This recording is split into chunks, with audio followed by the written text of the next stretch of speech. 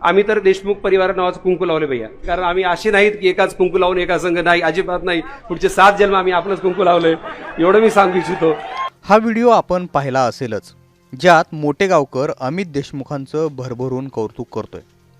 नीट paper फुटी प्रकरणात आता अनेक आरोपी गजाआड आहेत. यात महाराष्ट्रातील काही जणांचा समावेश आहे. या आरोपींमध्ये सर्वाधिक चर्चा झाली ती शिवराज मोटेगावकरची. लातूर पॅटर्नमध्ये मोटेगावकरचं नाव मोठं मानलं जायचं आणि त्याच्या क्लासची चर्चाही होती. मोटेगावकर या प्रकरणात सापडताच विरोधकांनी काँग्रेसचे आमदार अमित देशमुखांना घेरले. त्याची कारणंही तशीच आहेत. त्यासाठी आधी हा संपूर्ण व्हिडिओ पहा. शब्द फुटत नाहीयेत, कारण भैया मी एवढं तुम्हाला सांगू इच्छितो, आम्ही तर देशमुख परिवार नावाचं कुंकू लावले भैया. आणि आम्ही तर एवढं मी सांगू इच्छितोय, कारण आम्ही असे नाहीत की एकाच कुंकू लावून एका संघ, नाही, अजिबात नाही. पुढचे 7 जन्म आम्ही आपलंच कुंकू लावलंय, एवढं मी सांगू इच्छितो. आणि आपल्याला परत आपल्याला खूप खूप शुभेच्छा देतो. या व्हिडिओ शेवटी अमित देशमुख हसत हसत मोटेगावकरकडे पाहून हात जोडताना दिसत आहेत. सोशल मीडियावर अमित देशमुख आणि मोटेगावकरच्या संबंधांचे दाखले दिले जात आहेत.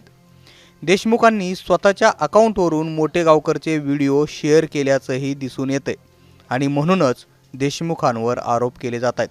अशात आता देशमुखांनी या प्रकरणात पहिली आणि दीर्घ प्रतिक्रिया दिली आहे. त्यांनी एक दीर्घ पोस्ट लिहून या प्रकरणात आपलं स्पष्टीकरणच देऊन टाकलंय. या पोस्टमधल्या काही महत्त्वाच्या बाजू आपण पाहूयात. मी टिप्पणी करावी असं अजिबात वाटत नसताना असं शीर्षक देत देशमुख आपल्या पोस्टमध्ये म्हणतायत, देशभरात होणाऱ्या विविध परीक्षांच्या पारदर्शकतेबाबत चर्चा सुरू असतानाच नीट परीक्षेचा पेपर फुटल्याचं उघड झालंय. त्यामुळे ही परीक्षा संबंधित यंत्रणेनेही रद्द केली आहे. लवकरच नीटची पुनर्परीक्षा होणार आहे. या पेपरफुटीचा तपास CBI आणि इतर तत्सम यंत्रणांमार्फत सध्या सुरू आहे. राज्यात आणि देशभरात या प्रकरणी अनेक जणांना अटक झाली आहे. या प्रकरणाचे धागेदोरे देशात अनुकरणीय आणि आदर्श असा शैक्षणिक पॅटर्न निर्माण करणाऱ्या लातूरपर्यंत पोहोचले आहेत. ही अत्यंत गंभीर, दुर्दैवी आणि तेवढीच धक्कादायक बाब आहे. एकूणच हे प्रकरण गुणवंत आणि कष्टाळू विद्यार्थ्यांच्या भवितव्याशी खिलवाड करणारं असल्यामुळं ते निषेधार्हच आहे असं अमित देशमुख आपल्या पोस्टमध्ये म्हणतायत. ते पुढे म्हणतायत, या पेपरफुटी प्रकरणांमध्ये सरकार सध्या ज्या गतीनं कारवाई करते त्याचं मी स्वागत करतो. या तपासात अटक झालेल्या मंडळींकडून नवनवीन माहिती समोर येत आहे. त्यातून आणखीनही चौकशी आणि तपास सुरूच आहे. तपास यंत्रणेनं सखोल चौकशी करून या प्रकरणाची पाळंमुळं उकडून काढावीत अशी माझ्यासह प्रत्येकाची अपेक्षा आहे. आता हे प्रकरण न्यायालयातही गेलेलं आहे. चौकशी पूर्ण झाल्यानंतर आरोपपत्र दाखल होईल. न्यायालय पुराव्याच्या आधारे कोण दोषी आहे ते ठरवेल.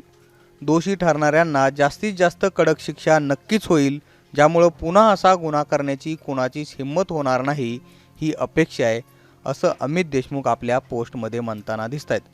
तपास यंत्रणा योग्य पद्धतीनं त्यांचं काम करत असताना आणि हे प्रकरण न्यायप्रविष्ट झालेलं असताना आपण काही टिप्पणी करणं योग्य राहील का असा प्रश्न माझ्यासमोर होता.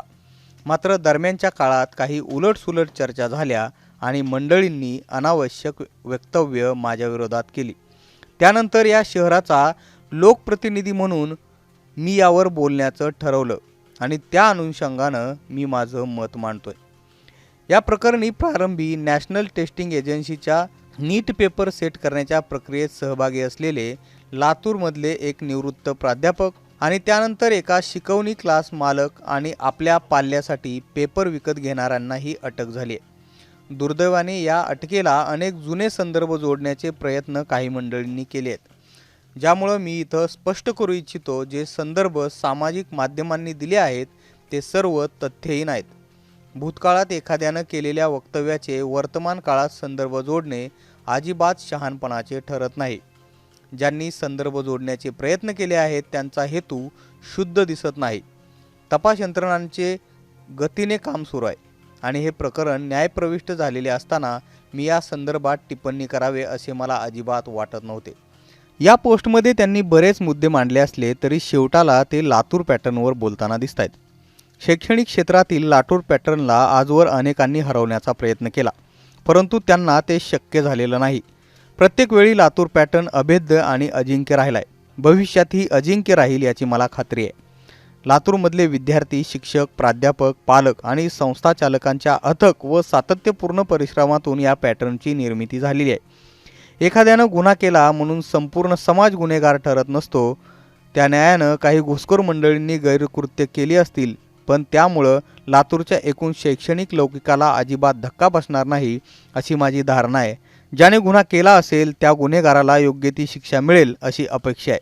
लातूरच्या शैक्षणिक वातावरणावर जे सध्या सावट आले आहे ते लवकरच दूर होईल आणि 52 कशी सोन्याप्रमाणे लातूर पॅटर्न पुन्हा झळाळून निघेल याचा मला विश्वास आहे, असं अमित देशमुख आपल्या पोस्टमध्ये म्हणताना दिसत आहेत.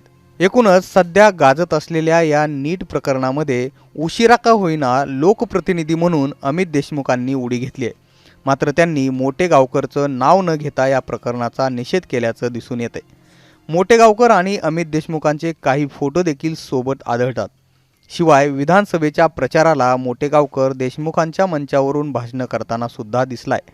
आता मोटेगावकर हा जेलमध्ये आहे. देशमुखांनी इकडं लातूर पॅटर्न जपण्यासाठी आवाहन केलंय. आता यावर त्यांच्या विरोधकांकडून काय प्रतिक्रिया येते हे पाहणं महत्त्वाचं असणार आहे. ब्युरो रिपोर्ट, मुंबई तक.